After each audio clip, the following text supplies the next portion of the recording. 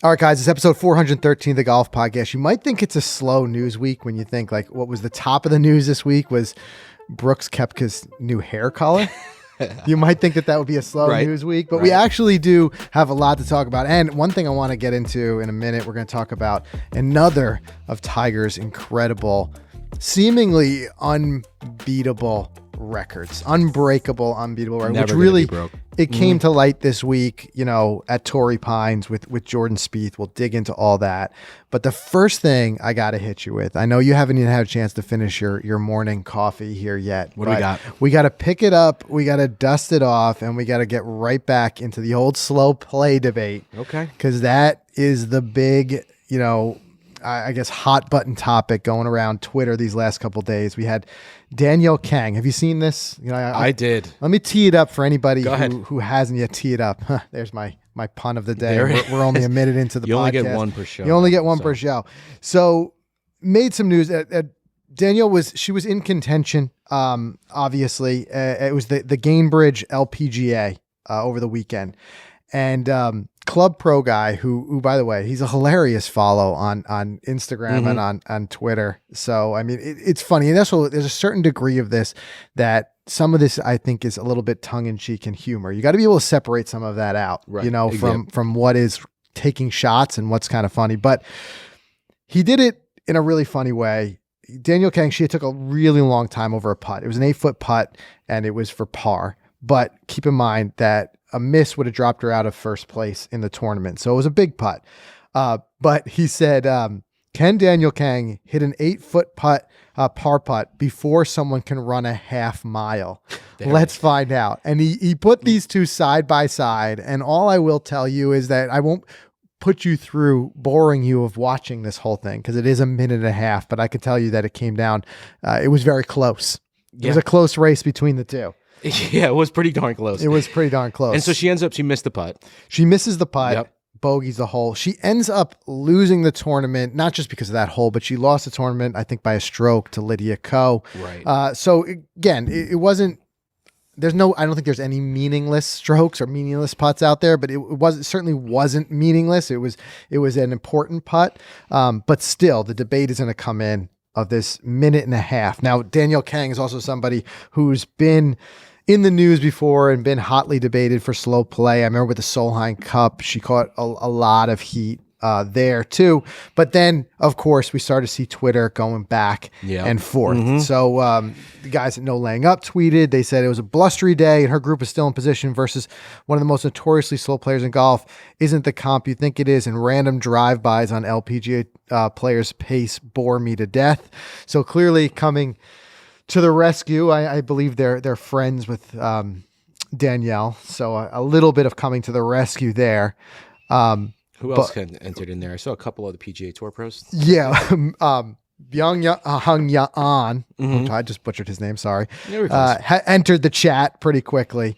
And he kind of was taking the position, you know, defending Club Pro guy. One of the things he says, he talks about, you know, game of golf is not about playing fast. It's to shoot low scores. And it was just kind of going back and forth. I won't lose you in the weeds. Right. But I want to kind of talk about it and get your take on this. What do you think? Is there a remedy, or are we going to debate slow play forever? Should there be a penalty? If so, who's going to penalize them? Yeah. What's your thoughts here? I mean, I'd love the idea of penalizing them. I know you're kind of against it. I mean, you were talking about define penalizing. Well, just by strokes, not Stroke by money. penalty. Because I think penalizing them during the round does ultimately hurt their wallet, right? Every place you drop, every stroke you gain or lose, I should say, you know, you're dropping down the leaderboard. You're losing money fast. So like, hey, listen, you better play fast or you're not going to win this tournament. You have no shot if you're just going to keep being penalized. Sure. Versus, I understand your point about, you know, it's a tough way to win a tournament when the guy ahead of you was penalized. Right. I don't, these guys are competitors. These gals are competitors. I don't think that any of them want to win because somebody else lost a stroke because of slow play. You don't think a win is a win is a win though? No, but here's the thing. Pace of play, it's a big hot topic. I get it, but it's not in the rules of golf. Right. So I don't think you should be penalized by something that falls outside of the rules of golf. Now, I understand that the PGA Tour and the LPGA Tour come with their own set of, I don't want to call them rules, but their own set of like guidelines. They're things that players have to follow, right? And one of those things that they do have in the player's handbook, it should take about 45 seconds for a shot, right? So there's a lot of ways that these players have to abide by the guidelines of the tour. For example, you know, there are certain standards of ethics and stuff like that, things that they can't say. You see like Justin Thomas getting penalized for cursing on the golf course, right? Because it's a business with a broadcast. Right, exactly. You know, it's a broadcast that has to be kept moving. It has to be things like that. So I don't think that the space to do it is with a stroke penalty, but I'm okay with if you want to come down with financial penalties for them being outside of the guidelines of the, you know, the sort of the rules that they've set forth. But then you eliminate all of the top echelon golfers who don't care about money. Yeah, I get it, but on the same token, like Bryson's not going to change his routine. I mean, he specifically said it on the Rick Shields podcast the other day. He goes, I'm at a position where I'm not playing for money anymore. I'm playing to win. So I think he's going to take his time. If this rule went into force tomorrow, where someone was going to be fined $10,000 or $5,000. Well, I mean, then fine. Now you're separating two different classes. What about this idea then? If it got really, really bad, if it got really to the point where you couldn't take it anymore, what about beyond? You could have a structure of both monetary fines and then also suspension. Okay. Now these guys don't. You're not in contention. If you're not playing, you're not in contention. Right. Now you're missing and having to sit out a couple events. But I think what it comes down to is first you got to ask the question, like, who is this truly harming? The slow play.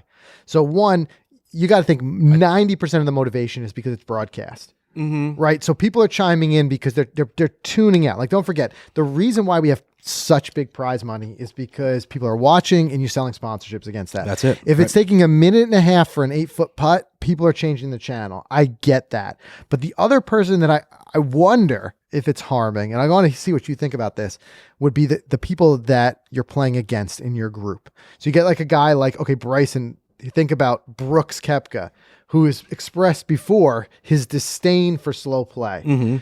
But these guys are also pros, man. You can throw a lot at them and it doesn't take them out of their game. It doesn't phase them. That's true. So the question I have is, do you think where I would only be okay with assessing like a stroke penalty or whatever is if in some way it hindered the play of somebody else out there. If it created a situation. You think it does? I think it does, and I think it even sends a ripple back to the groups behind them because it's going to start slowing everything down.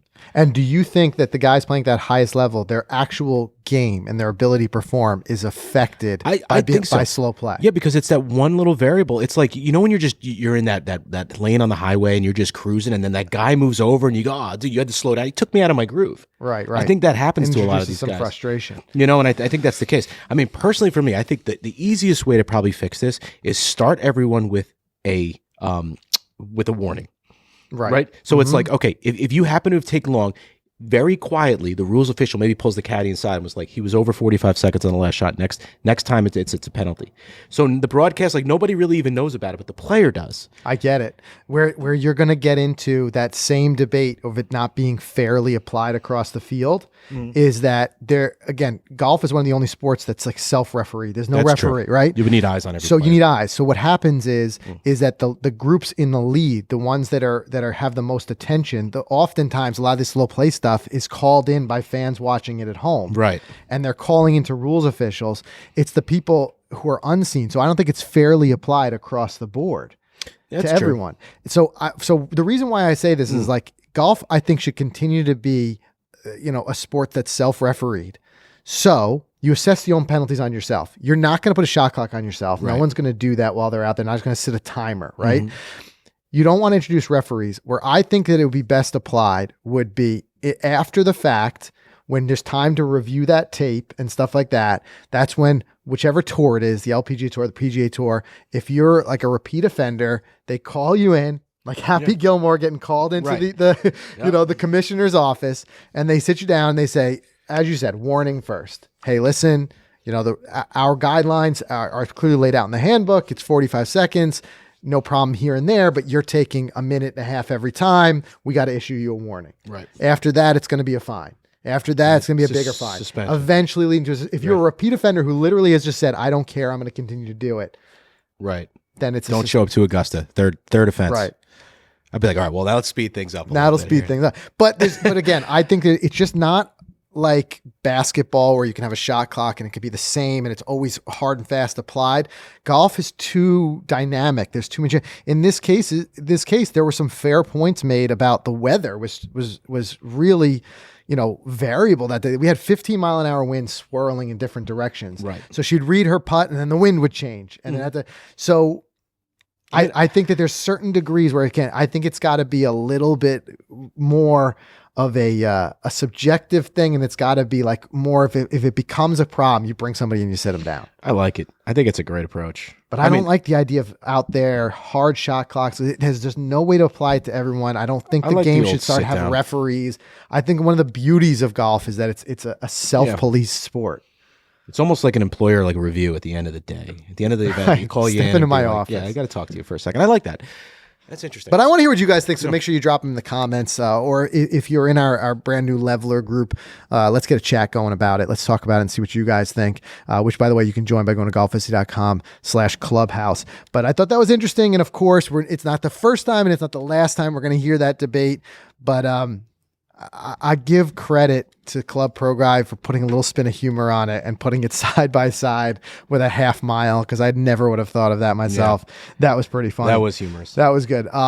Anyway, quick pivot here. One thing that I got to say is it has been so cold here. Like too cold.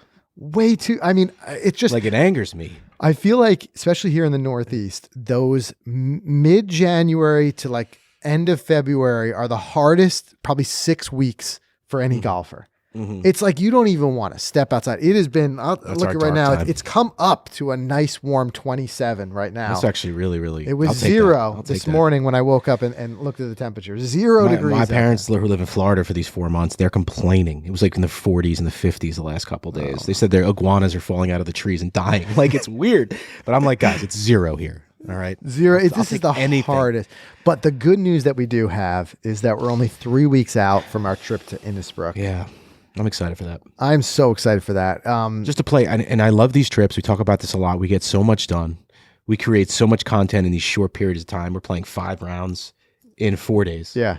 There are going to be some sketchy matches. We're going to play matches. There are going to be some sketchy matches because you and I haven't been on a golf course since we got a round in right before Christmas. That was our last round. We played before January snow golf. Hit, right? We played January golf. Which Wild Turkey. We did the frozen greens. Remember the greens were frozen? Yeah. Why do I? Oh, I was thinking of another video we did right before club match before Christmas. Right before Christmas. So we got okay. So we're not that far out, even though that was, if you could call that golf, we were playing out there. It was so cold. We're taking swings. We did the Ryan Hager swing lesson, so we're getting our swings in. We're getting our swings in here. This is a lot more than we were getting in past winter months. I feel like so.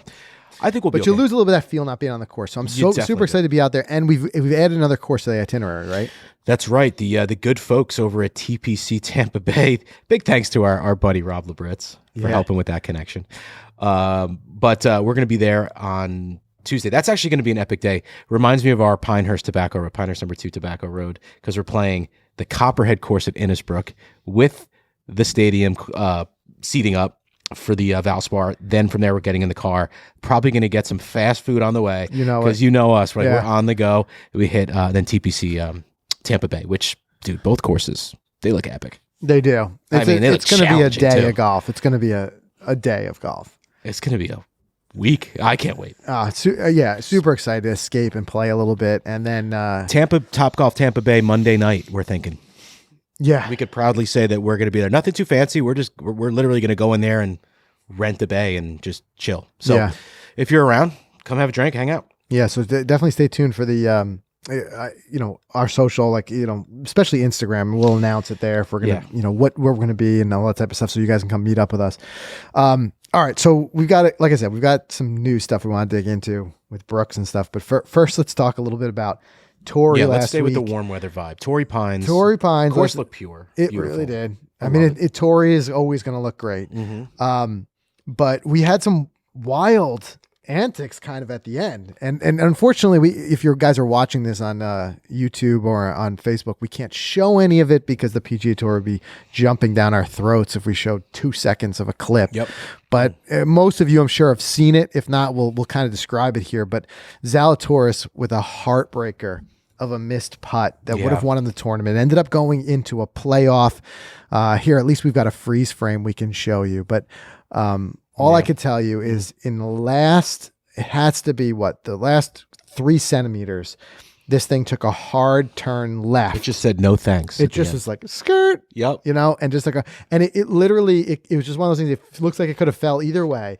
If it falls an inch to the right, here he wins the tournament. Falls an inch to the left, we go into a playoff, and that's what ends up happening. His face there says it all. Says it all. I mean, I don't understand why that ball, it just turned. Was there like a dent in front of the...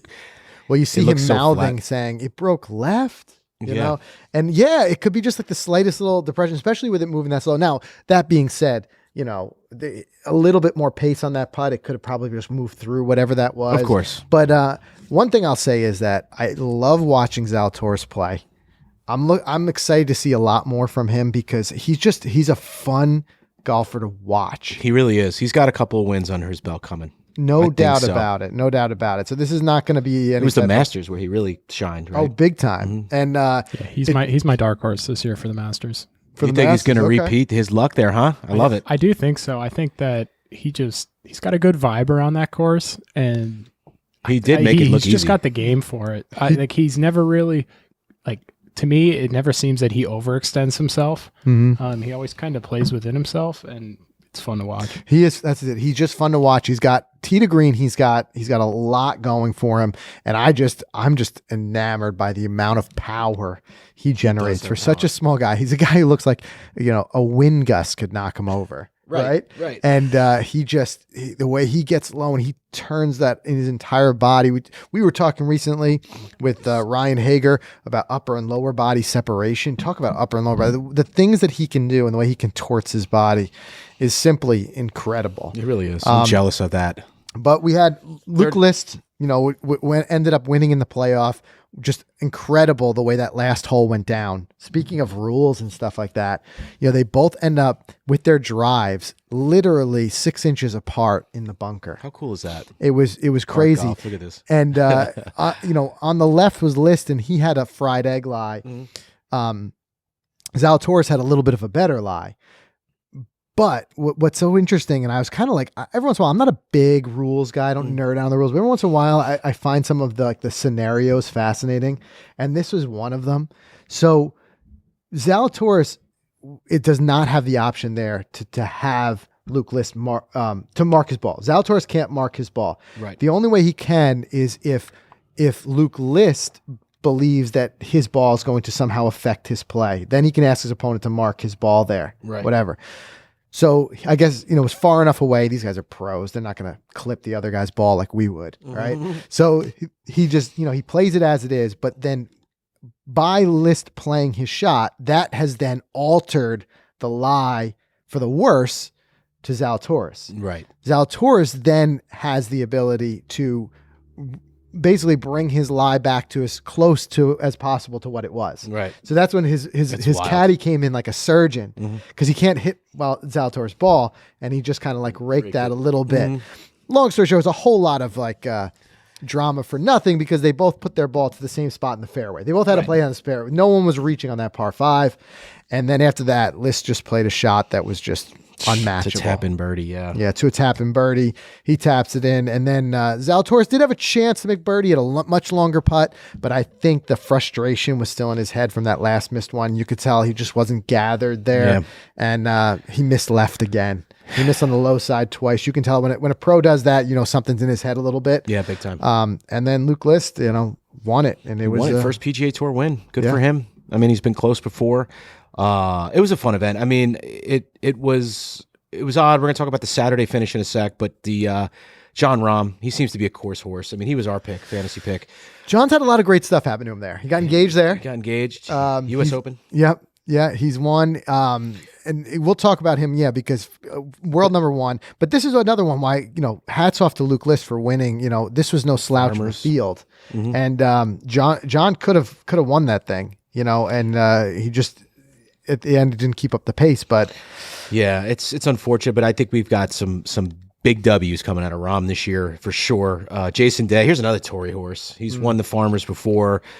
Dude loves Torrey. Finished 3rd So Yeah. it's good to see Jason Day in a top 3 again. I couldn't be more happy about this. I am a big Jason Day fan. I've always liked him. I've always related to him. I struggle with similar back issues that he does. I share and understand his frustration. The guy was world number 1, been taken out of it by some of his injuries, but I think he's starting to get into a spot where he's made some changes to his swing and things like that Right. will give him a little bit more longevity. He's going to be able to play and start to be in contention again, but he's also such a genuinely good guy.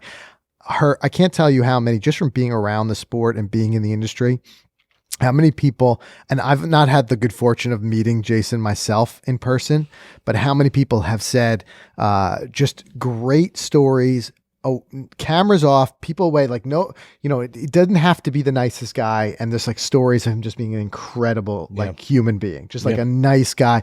And I know he's got a great backstory with what he's done with his family and stuff. So I'm always pulling for him. And the other guy I'm pulling for to make a comeback is Ricky. Ricky had a nice week. He sure did. And Made some swing changes. 66, fired to 66.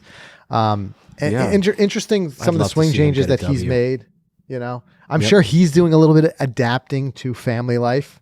He's It's a dad tough. now. Having a newborn is tough. Yep. If nothing else, just mentally, kind of. Mentally. Sometimes it can, a little bit take you out, like change your perspective a little bit. But I think Ricky's not done. Don't hang up your orange hat yet, because he's not done. He's not done. I have an opinion on that. Yeah, Yeah, go ahead. Now that he is a father, I think that gives him even more reason to change his game up, rearrange the swing, and get back out there to Motivation. winning. Yeah, I think that fatherhood is going to be his biggest motivation going into 2022.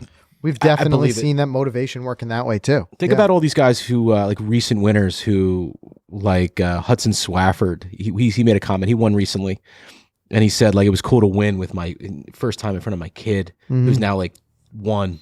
Right. So like they definitely motivates them. But it also mentally it takes you out, because a lot of times when you're newborn, your new father, I mean, just from experience, you want to be there. You don't want to miss those moments.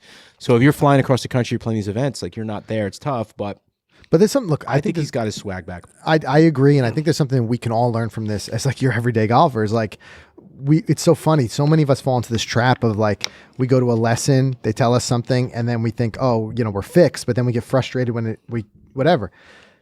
Here's an example, like how much work Ricky is taken to change his swing, to make these subtle swing changes. And I loved how he described it. Because now remember, what he's mainly working on, he's slowing his takeaway. He's trying to work a little bit more on his tempo, right? Just kind of, and he said, I felt like I was swinging at about 60%, and it took 3 hours to get to the top of my backswing. Jeez. It just shows you how subtle changes in the golf swing can have such dramatic feels.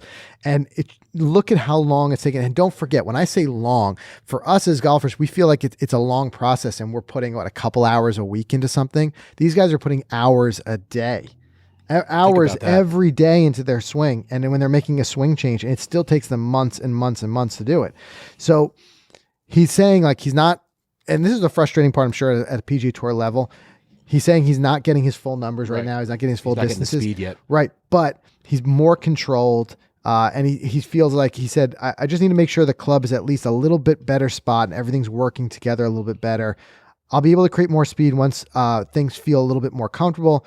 Just trying to make sure that we're doing things right. Right. Get the motion down, then we'll add the speed. Exactly. Yeah. But if you're even not quite there yet in this transition, and you're firing a 66 at Torrey, I'd say that's pretty hopeful. It's pretty good. It's pretty hopeful. But this is, again, that's another thing that you can learn from it, because every time we work with a good golf coach, they'll tell us any type of changes, make them at slower speeds, half speeds. And he's like, if you can't, and I don't remember who told me this, but one coach once said, like, if you can't do it at half speed, how do you expect to do it at full speed?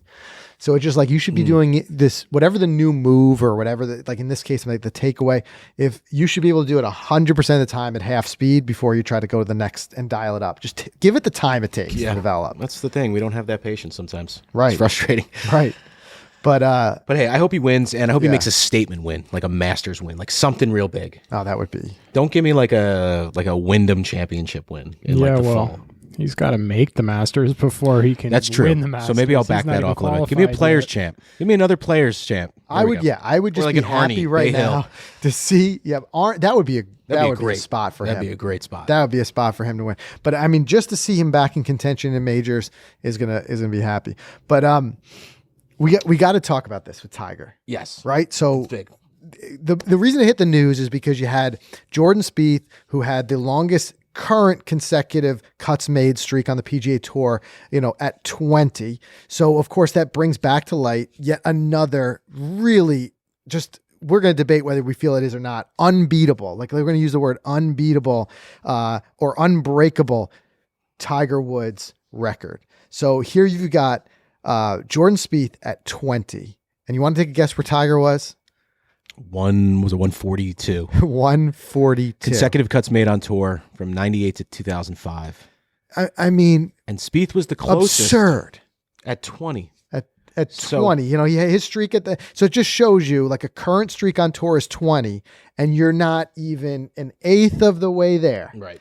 142. You're talking about going multiple years without missing a cut. Yeah, I mean, the question is, will this consecutive cut streak by Tiger ever be broken? I'd say no. I think this is one of the it's going to go down in history as one of the greatest sports achievements or streaks. Yeah. It makes me wonder, are there other unbreakable records out there? I don't know. You got Zach, anything for us, Zach? Yeah, I got a couple. what do we got? Let's see. Wow. Okay. 502 consecutive. I do like these consecutive starts. I'm thinking like Manning and some of these guys, right? So These are great. I'm thinking Brett Favre consecutive Favre. start streak. Yeah, there you go. Favre, because especially now you're talking hockey, you're talking football. These are things to stay healthy for that many years and be able to play. Those are. I mean, Do you know how much of a grind 500 hockey games in a row would be without taking one off? I can't imagine. Like I don't even know how many are in a season. Frank's talking about his back hurting playing a little Right. golf. Imagine playing 500 hockey games. 500. That's like 5 seasons. And you know what? Tiger also probably has the streak he does own the streak for longest at number 1. Yes. In the world, and I think that'll never be broken. I don't think that'll ever be broken. But the reason too, like talk about longevity and stuff like that, and the strain. Got to think about it in golf too. Although it's not necessarily, I mean, you can make cases in different ways. As physically a grueling of a sport, obviously, as football or hockey. If you think about it, if you're making the cut every single week, so now you're playing 4 rounds every week. You're playing the weekend every week, and then moving on to the next tournament. That in and of itself is an endurance race, because these other guys, if you think about it, on average with the PGA Tour, maybe you miss 1 out of every 5 cuts or something like that, 5 to 10 cuts. That's a couple days off, or it's a couple days to gather yourself, do something, whatever it may be. Mm-hmm. Tiger, it's no days off, man. It's During no that days off, streak, but he's it's- every weekend. It's true. It is too. On the flip side, the only sport that you can withdraw and not affect that streak. Oh, really? If things aren't humming on a Thursday and you're +9 after Because you didn't miss the cut because you withdrew? Tiger, how many times has Tiger pulled out because he's been, I don't want to quote that he's injured, he was, but he wasn't himself in round 1. He just gets in the car and leaves. I'm not clowning this record. I mean, this is an incredible record. This is a Tiger of old too, by the way. This is I don't even remember an 98. instance of Tiger withdrawing like that. Tiger when he remember made the back- back fusion comeback Yes. in that stretch. He had a lot of cases where he withdrew from a tournament. I remember him like going to his knees that time. The Those have led to injury- withdrawals. Right. But I Which- don't remember just after Yeah. round 1 be like, I'm not feeling it and just packing it in am the I wrong car. on But that? also the streak was 98 to Right. This was peak 2005. Tiger. So Yeah. Right. I'm not discounting that at all. I'm just saying as of late. I recently- could be wrong. I don't particularly off the top of my head remember ever an instance where Tiger just wasn't feeling it and packing it. The guy's a competitor. He's a pure I mean, competitor. I could have sworn. I could be wrong. We'll have to look that up. We'll have to look that We'll up. have to, I mean, I remember definitely during when he struggled with those injuries, he had those withdrawals when we were just hoping that he could get in there and play 4 rounds, and especially the peak of the injury. And I'll never forget, it's burned in my head when he went down to his knees and the grimace, and you were just Yes. hoping for him. Yes, but I mean, those were very poignant withdrawals. I don't remember ever just like I mean, Tiger, he won with like a broken leg. Like, I don't think this is the type of guy who's just Won like, the US eh. Open. Right. So he had a withdrawal here at the Northern Trust after round 1 in 2019. I'm just going back to that time frame here because I'm not going to be able to sleep. 2017 to 2018. Okay, no WDs then. hold on a sec. I think it was, yeah. This guy's trying to make the case that like he had a bad, breakfast burrito and decided to call it a round.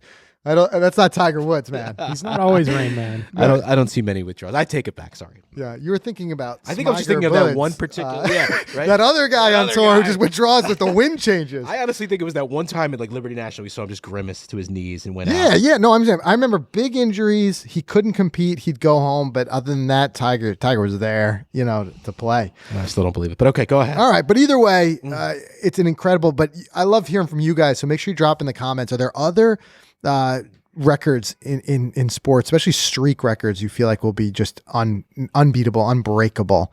But I think that Tiger's cuts made one is just gonna. I can't imagine someone ever matching that, especially with the pace. Like we talk about Spieth, we're talking about numbers of 20. Somebody making 50 cuts in a row would be just way newsworthy, let alone 142. Yeah, I'm sorry. I'm lost in the weeds right now on Tiger's results. But I went back to 2005. He did miss a cut, but it wasn't a PGA Tour event. And that was probably where the streak ended.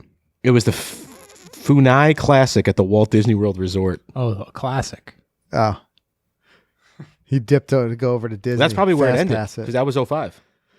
Imagine if the Disney Classic was the one that he wasn't feeling it. He shot a 73 on day 2. Okay. That's when we know it's officially time to move on. So let's talk about this week. We've got the AT&T Pebble Beach. Yes. The Pro-Am. Pro-Am's always fun. It's my favorite. It's a great favorite thing is that Bill Murray keeps showing up. He keeps makes that showing Pro-Am up. as far as I'm concerned. Keeps dressing in wild gear, and he keeps making the fans laugh. I love the Pro-Am. You always got the same faces. You see the guys. You got gamers in there. You got gamers. You got gamers. I know Darius Rucker plays well. You get the Manning. You usually get like a Manning brother in there. You get who else? Don Cheadle's usually there. Yep. Larry Fitzgerald. That guy could play some golf. We'll look very interested to see what Macklemore shows up wearing, especially now that he's got his own apparel line. He'll have his stuff on, which is pretty loud. Yep. He has a good time with it. He's got a good time with it.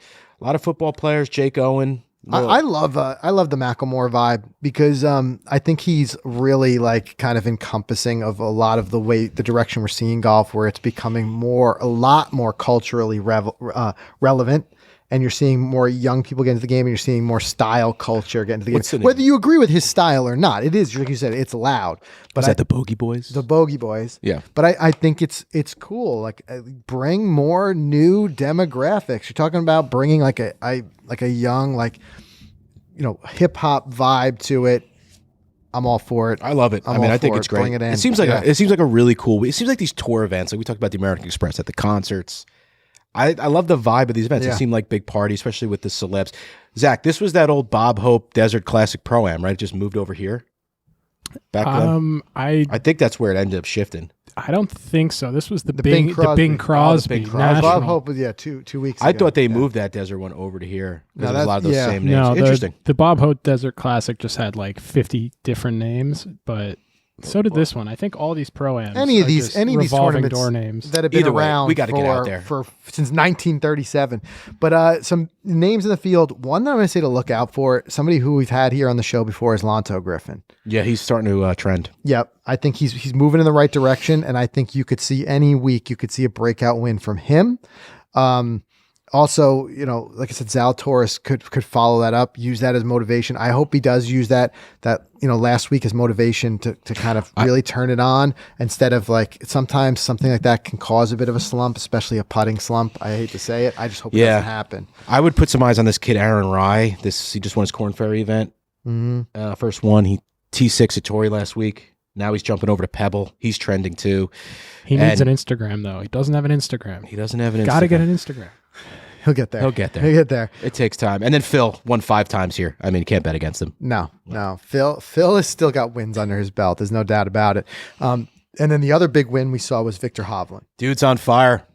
Seriously. He is. And it raises the question, like, where do you think 2022 will hold for Hovland? I mean, does he take over world number 1 is the question. Zach, Zach's a big Hovland fan. Big Hovland guy. Big Hovland guy. So you're going to say Hovland jumps over Rahm. It's funny because I'm saying that Cantlay is going to be the guy we're going to see in the top number 1 next.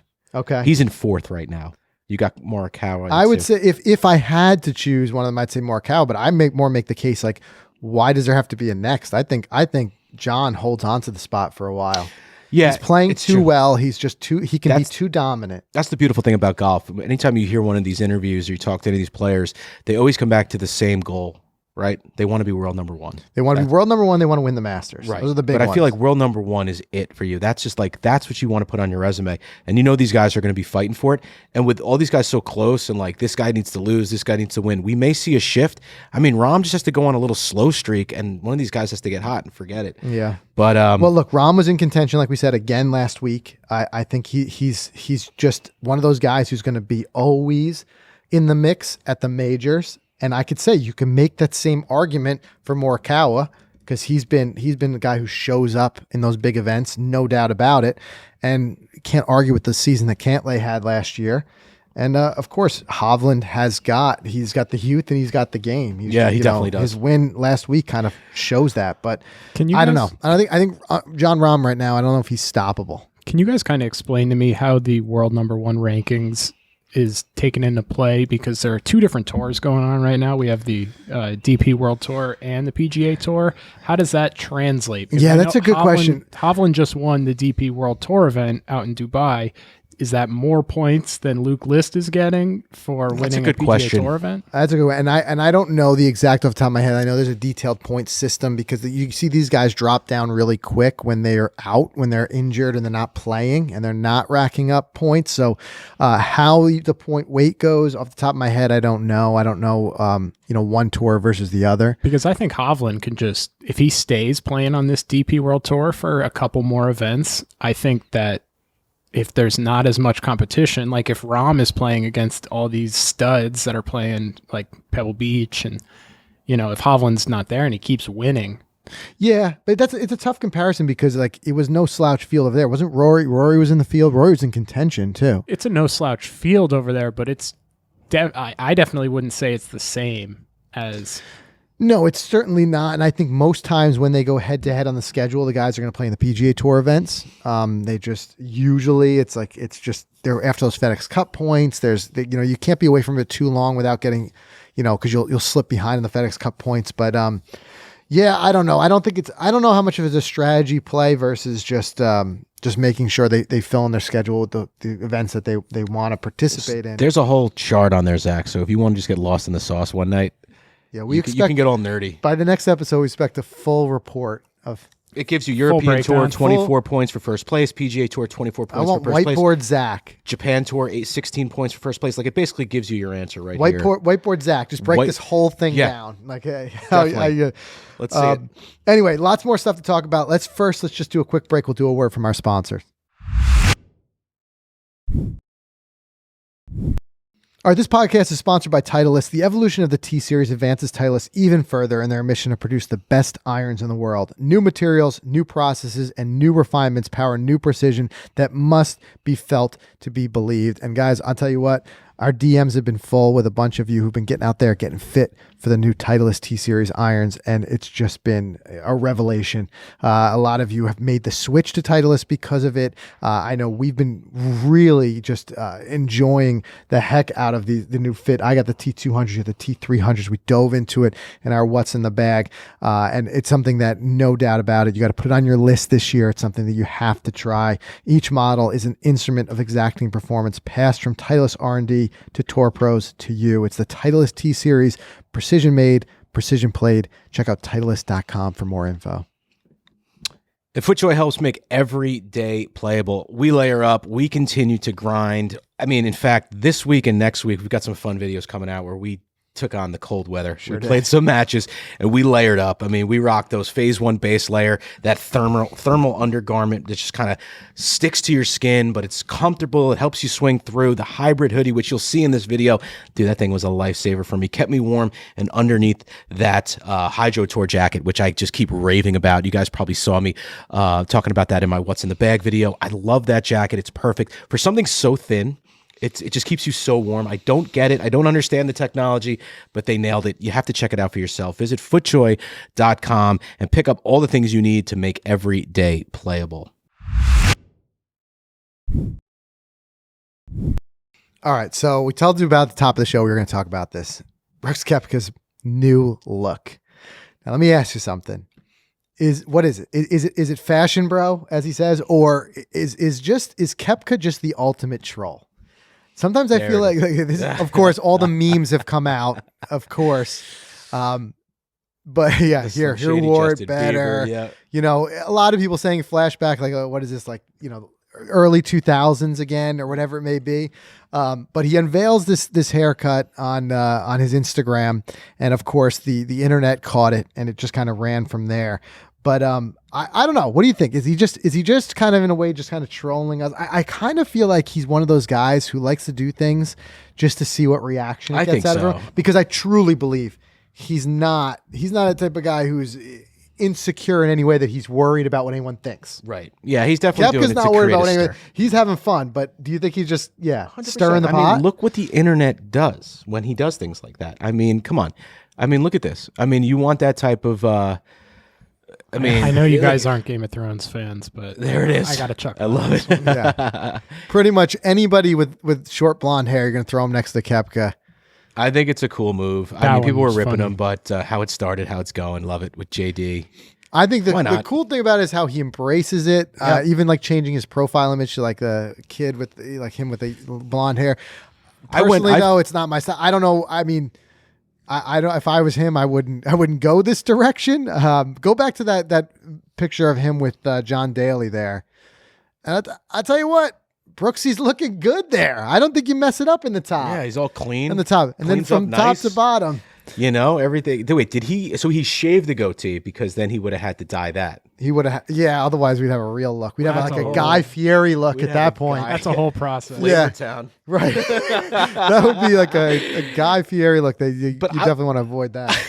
I'm gonna give it to him because I'm guilty of it. I actually, I went blonde frosted tips in college. Oh, I need a photo of that. I don't know if I want I don't to do even that. remember that.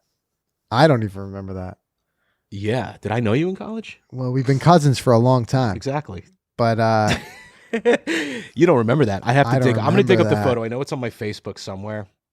Okay, but there's also, I mean, okay, you could say that everybody in that era, I wasn't, but everybody in that era was doing the frosted tips. But this is taking it to a different level. Yeah, this is when you go This is blonde to the roots, full Slim Shady. That kept, I don't know. But Brooks isn't the only one that's done this. We have multiple PGA Tour pros that have dyed their hair. Tiger's even done it. Tiger's done it. We got John Rahm. Rahm has done it. Or are those fake? We got these are fake. No, these are fake. These are fake, bro. Look, you had me going too. At first, you had me going. I'm like, wait a minute, that looks so good. I'm like, then you see He-Man Phil, right? And right. I'm like, who, by the way, I think he wore it the best there. Yeah, bring Phil back up. Phil might have to do this. Thor, there he is. No, I think that's legit, right? Phil needs to do that. This is Phil needs to do that for sure. You know, this is like when you realize Zach is very new to the game. Yeah, that he bought in fully on those Photoshops. He's only been watching the PGA Tour for about a year. Come on now. Come on now. I'm just trying to add some comedy. Yes, I appreciate that very much. But guys really have done it. Even you go back, Tiger even dyed his hair. That was I don't think we have ago. a picture, but a while ago, right? It was true to the time. We're talking like the Justin Timberlake, full on, everybody doing it type of thing, dyeing the hair in like 2001. Right. Not. Hey, if I can make 2021, Colin Morikawa. Morikawa. If I can make money from this Pip program, start at the year, start blowing out social media, and not have to take a golf. You think it was a Pip play? It's a Pip play. Come out of the gate strong. Plus, he's also getting married this year. It's gonna be another Pip Enhancer because they're gonna be all over in social media.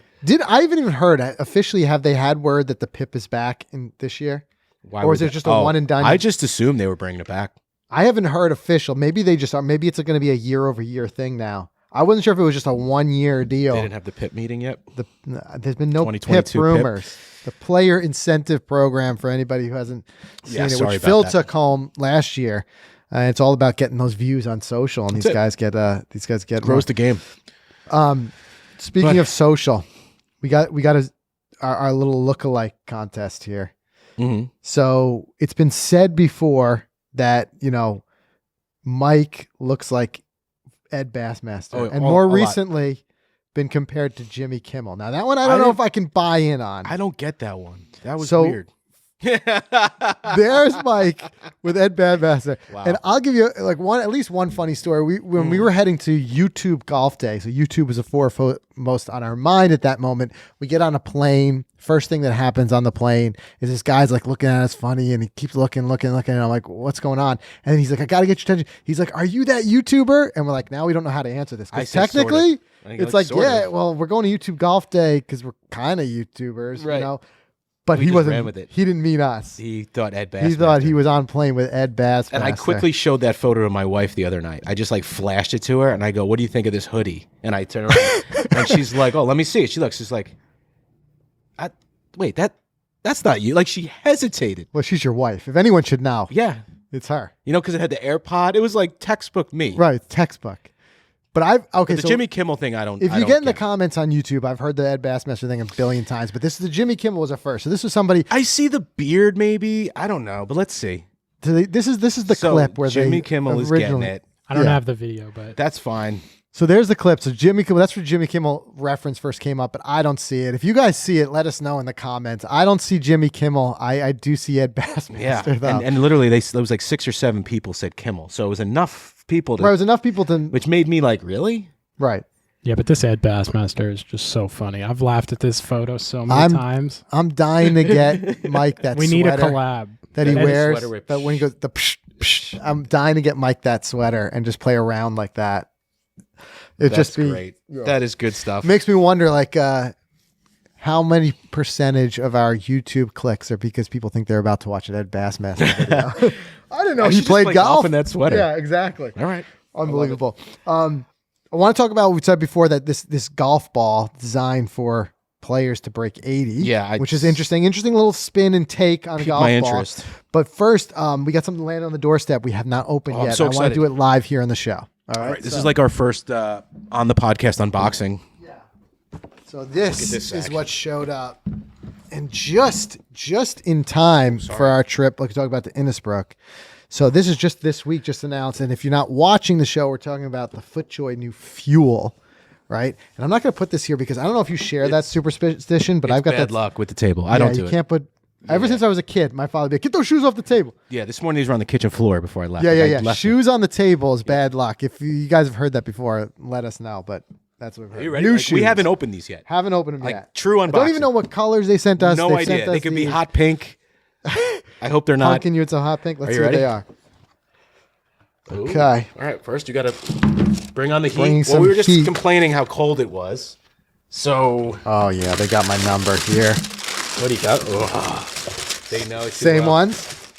Oh, Look at look at this. this. We got the same. This is sometimes they're smart in that they send us the same ones because they know we'll fight over them otherwise. Whoa. Absolutely loving this. at this and shoe. so light, man. Come on. So light.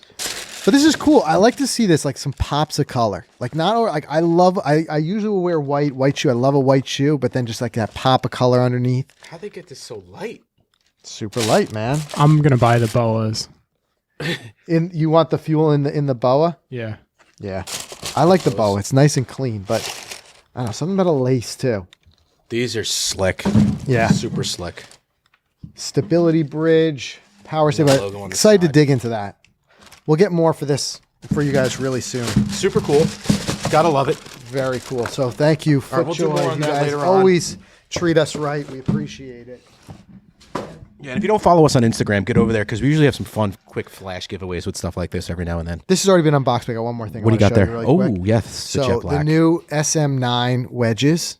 We just had a video come out on our main channel, First Look. We are going to get fit for these. And one thing that was one of our favorite things that we did 2 years ago with the SM8s is we did a big giveaway where we got you guys involved, where we had a little contest for designing the stamping. And then we put it to a vote, and the winner got a full custom set. Yeah. So we want to outdo ourselves and do something similar this year. So if you're not already subscribed to our main YouTube channel, the Golficity YouTube channel, make sure you subscribe. But I tell you what, the more I hold it, the more I'm digging that jet black finish. I haven't done it before, and I might pull the trigger this time, Mike. Yeah, I know. And Zach, are you guilty? Were you hitting this in the sim yesterday? Oh, you know it. I could tell. That's why the contact is all over the place. It's all over the map here. All over the face. It's like an explorer. Here you go. Lucky it's not on the back. Yeah, good we thing. are going to do the full fitting for these. We are. But stay tuned and make sure you check out the video, because I tell you what, just the initial feel hitting this thing. I posted a short clip the other day. It just felt so good. Yeah, and that video is on our good. YouTube channel. It came out 2 days ago. Check it out. Make sure you guys First don't look, miss out. SM9s. That's for sure. So let's talk about this golf ball, right? So Yeah. Wilson announced this golf Bold ball. claim, huh? Very interesting. Specifically saying it's designed for helping break 80. I wonder how much of that was because that is one of the biggest demographics of golfers. I think so. And you got to wonder the amount of this that's marketing versus the amount of this that's reality. Yeah, this is 100% buzzwords. Yeah, I think there's a lot of part. Now, there's some truth to it. It's a 3-piece ball.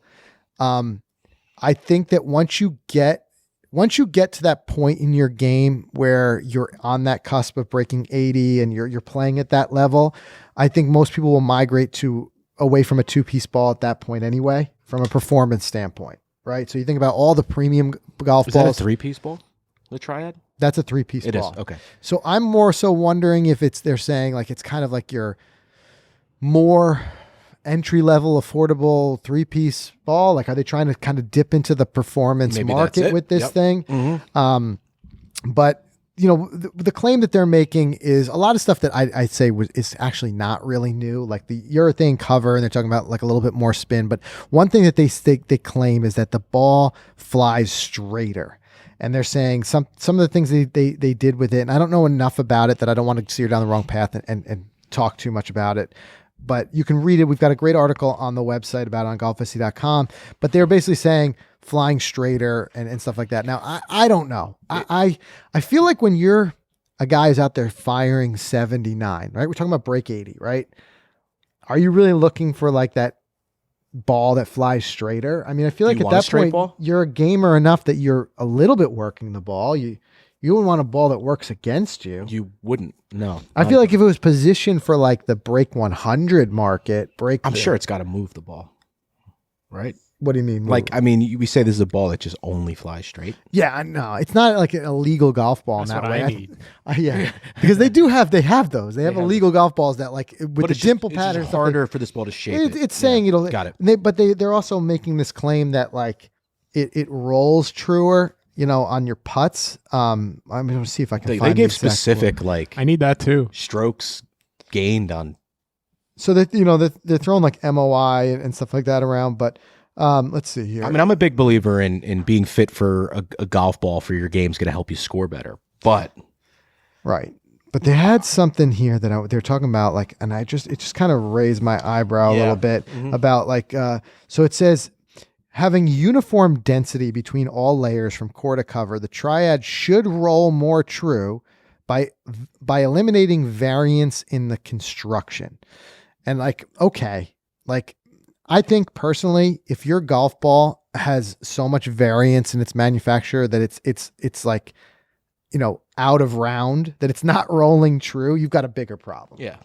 Right. Like if you think about it, all the premium major golf balls at this point, the tolerances, we've even been so fortunate to actually tour the Titleist, the facility, the Ball Plant 3, where they make the Pro V1, Pro V1X and all those.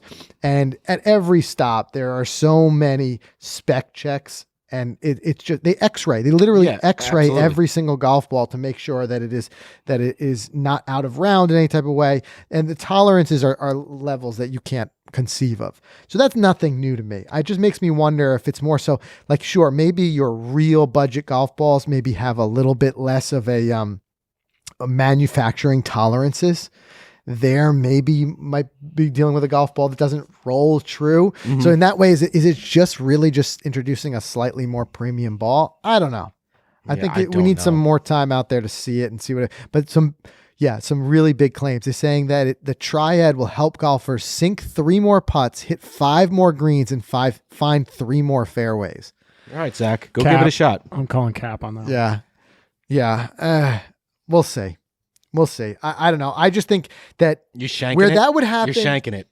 I think where that would happen I'm is if you shanking that took a big time. good golfer. When I say a good golfer, somebody who's on that cusp of breaking 80 to start with, and if this is the first time of them playing a more premium 3-piece ball, and prior to that they had always been playing maybe like a distance, like more 2-piece. You know what I'm talking about. A little bit more of a rock hard golf ball. If you were playing that ball solely and switched to this golf ball, then I could see some of these claims being true. Okay. Because I do believe in like a premium golf ball will perform better. You'll hold more greens. You'll have a truer flight. All those types of stuff. So I think if you were coming from a real budget entry level 2-piece ball to this, you might see those things happen. But by itself, I don't think it's doing those things for you. That makes sense. Yeah. All right. But what remains to be seen. I know. Speaking of which, we've got him coming on the show real soon. Rick Shields. Yes. I saw he just did a whole video about this. I haven't had a chance to watch the video. I'm gonna watch that before we get him on the show. But he tested it. I'm interested to see his thoughts. Rick is one of the best out there at really making this digestible, understandable of some of the equipment that's out there. So I'm interested to see what he says about it. Yeah, Rick does a great job with equipment videos, as we all know. And he was actually supposed to be on today's episode, but he had a scheduling conflict, so we've moved him to next week. So I'm looking forward to that. We've got a lot to talk. We're going to dive in. We're going to go way back to the OG original, where it all started for Rick, and going to ask him some great questions. So don't forget to subscribe, because we're going to do a lot of those, I think, this year. For sure. With Yeah, a lot we've of got great some people. fun guests lined up. And it's a great time to catch Rick because he just crossed a major milestone, 2 million. Yeah, I just YouTube want to know what's subscribers. next. Like, what else? Right. And go back where it's from, because like you see 2 million, and he's certainly no overnight success. Rick has been on YouTube, on the platform, for like 8 or 9 years. So it's been a long and hard fought grind getting to those 2 million subs, and well earned. So we'll get in and we'll talk to him. And we've already given you guys, some of you who are in our Golficity Clubhouse on Leveler, and also in our Facebook group, we've posted it there that we're going to be having Rick on the show. And we always like to give you guys an opportunity to drop some of the questions you'd want to hear in there. So we'll dig up some of your questions and ask those of Rick. You still got some time. If you haven't done so already, make sure you guys either hop in our new group. You can go to golficity.com/clubhouse, join the Leveler group, and post some of your questions there. Yeah, it's fun conversations come out of that group. It definitely is. All right, guys. So that's everything we have for you this week. You can get to the show notes by going to golficity.com/episode 413. You can also get those in the Golficity app. To make sure you download the app. It's free for iOS and Android if you haven't done so already. And like I said, a lot of really great interviews coming up. So stay tuned for those, and we'll see everybody again next week.